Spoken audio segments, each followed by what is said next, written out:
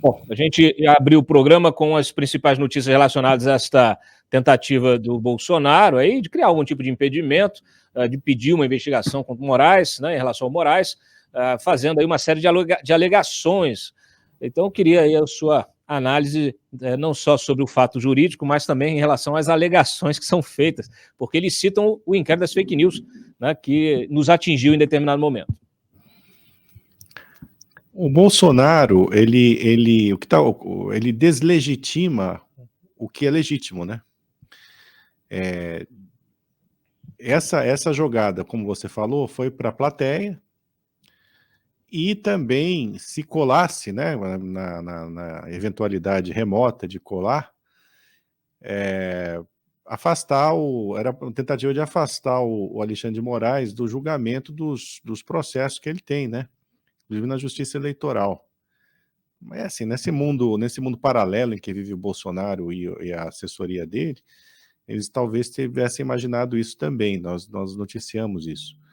Agora, voltando à notícia crime, e agora à representação junto à PGR, a verdade, Cláudio, é que esse inquérito das fake news, por mais que ele tenha sido declarado constitucional pelo STF, é um completo absurdo, né? Nesse inquérito cabe tudo. Esse inquérito está aberto desde abril de 2019, ou seja, isso já faz 3 anos, né? Se não me engano, já tem esse inquérito, mais de 3 anos. Abril de 2019, exatamente. Acho que, aliás, antes, porque nós fomos atingidos por esse inquérito em abril de 2019. Então, é coisa assim, de março a abril. E é verdade, os advogados não têm acesso aos autos, as movimentações do inquérito são muito misteriosas, eu não entendo, estão misturando ali jornalista com quem não é jornalista.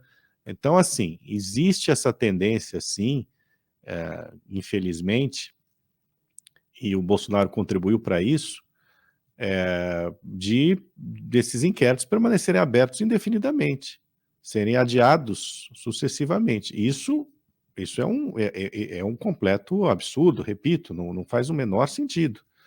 Então, assim,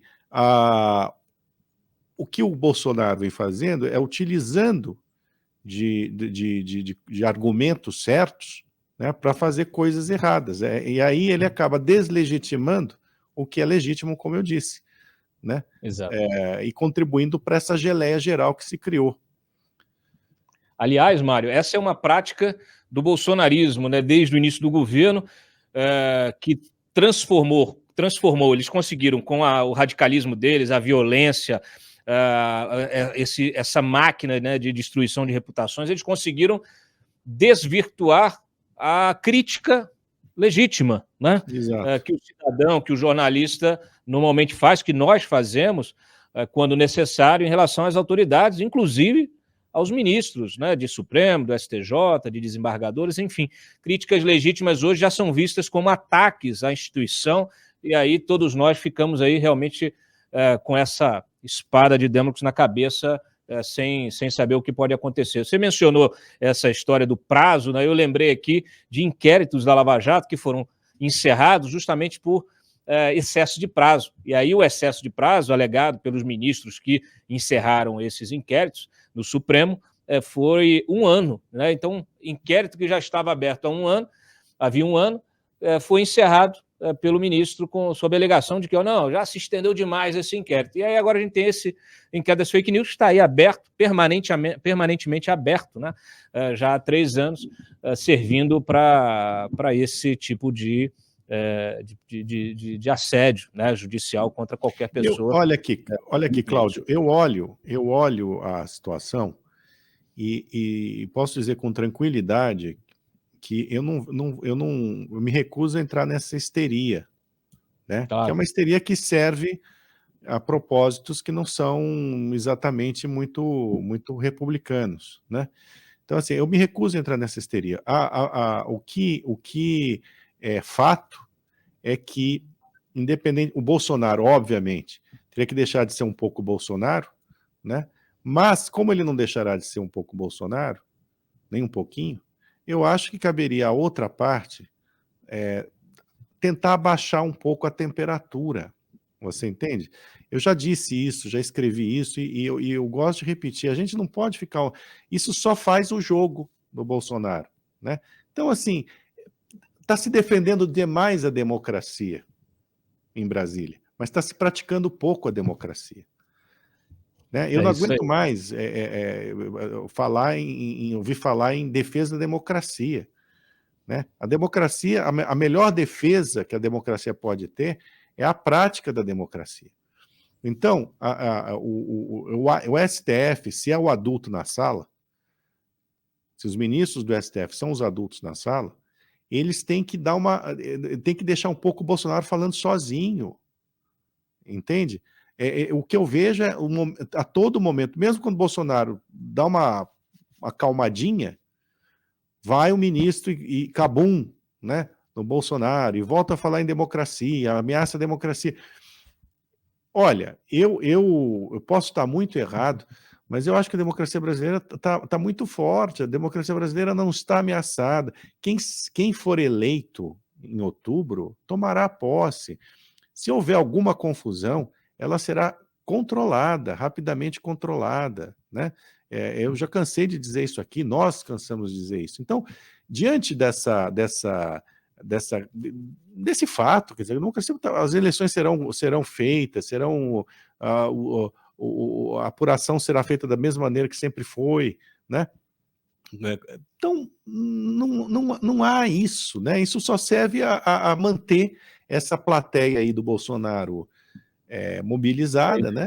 Essa base, e aos ministros, não sei o que eles estão buscando, né? Talvez até um pouco de holofote. Às vezes eu acho que tem gostaram do holofote. É preciso, na verdade, recuar um pouco, sair um pouco do holofote. Deixa o Bolsonaro falando sozinho, certo? E, ao mesmo tempo, Cláudio, há certas coisas assim, que é preciso que os ministros entendam que não é razoável manter inquérito aberto durante 3 anos. Escuta, o ministro Fux disse que foram a notícia de preparação de atos terroristas. Deixa eu pegar o teu gancho aqui e colocar o VT do Fux falando sobre isso, e aí a gente retoma. Por favor, solta o VT, Daniel. E a judicialização da política nada mais é do que os políticos provocando a judicialização. E a criminalização da política nada mais é do que o Supremo instado a decidir crimes praticados por políticos. Desde 2019, nas gestões que já se passaram, também o ministro Dias Toffoli, para enfrentar não só desinformação, mas, digamos assim, verdadeiros ataques ao Supremo Tribunal Federal, ele instaurou aqui um inquérito que esteve e está em ótimas mãos, na relatoria de Sua Excelência, o ministro Alexandre de Moraes, que tem conduzido os trabalhos com extrema seriedade e competência que reconhece de público, o ministro Alexandre de Moraes. E no qual, muitos talvez não saibam, mas é importante que se tenha a exata noção de como esse trabalho do inquérito foi importante ser avocado para o Supremo Tribunal Federal, no qual veio a lume notícias de atos preparatórios de terrorismos contra o Supremo Tribunal Federal. Daí a necessidade de ter sido um processo sigiloso, de algumas notícias serem fornecidas dessa maneira genérica, e que, com esses atos, se visava exatamente impelir o Supremo Tribunal Federal a se despojar da sua maior característica, que é a independência judicial. Mário Sabino. Pois é, então assim, então tem que dizer, né? Assim, numa democracia, se atos terroristas estavam sendo preparados para atingir o Supremo Tribunal Federal e a independência dos ministros, isso tem que vir à tona logo. Isso não pode ser objeto de sigilo. Como assim? Né? Depois de 3 anos, eu imagino que esses terroristas ou projetos de terroristas, né, já tenham sido descobertos. Está se falando de quem? Da Sarah Winter, do Daniel Silveira, do blogueiro lá, o Alan dos Santos. Eram esses os terroristas? Bom, tá bom, então já estão identificados, né? Identificados e, digamos assim, neutralizados. Eu não consigo entender tanto sigilo. E eu acho que numa democracia, como acontece, por exemplo, na Europa e nos Estados Unidos, os terroristas, os nomes, as identidades dos terroristas, os preparativos que eles fizeram, tudo que eles perpetraram, tudo isso sempre vem à tona. Sempre veio à tona. Tem que acontecer também no Brasil. Né? Eu não estou aqui duvidando da palavra do ministro sobre preparação de atos terroristas. Eu imagino que eles tenham, e seja uma coisa muito séria mesmo. Agora, me conta uma coisa. Já não sabem quem são os terroristas?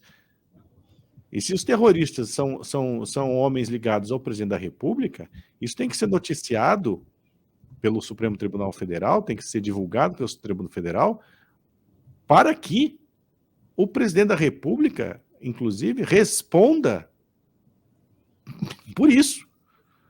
Até que ponto, então, o presidente da República sabia do preparo dos atos terroristas, participou disso, foi conivente com isso? Porque aí, obviamente, o sujeito não tem mais condição de ocupar a presidência da República. E se isso foi descoberto, veja, há muito tempo, porque esse inquérito, vamos lembrar, tem 3 anos.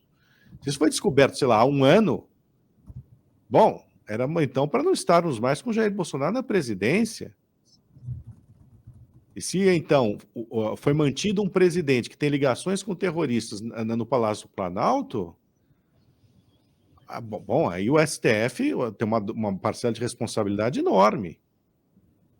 Então, assim, eu não consigo entender, viu? Olha aqui, Cláudio, para mim não tem lógica. Quer dizer, se o inquérito já chegou à conclusão e já fez a descoberta de que havia atos terroristas sendo praticados, é importante que a identidade desses terroristas, e não são esses aí que já foram atingidos por decisões do Alexandre de Moraes, então é importante que essas identidades sejam logo divulgadas, que medidas sejam tomadas, certo? E que tudo fique muito claro. O que não dá para ficar nessa... Sabe, é muito gerar atos terroristas. Bom, tá bom, então que atos terroristas, que notícias, né? Quando é que vem esse relatório, desse inquérito? Não acaba nunca. Me conta uma coisa, Cláudio. Por que eu estou nesse inquérito? Eu que sou um jornalista. Eu não estou entendendo. Assim, eu não estou aqui, veja, eu não estou entendendo porque eu estou nesse inquérito, misturado, então, com gente que pratica terrorismo. Eu sou terrorista agora?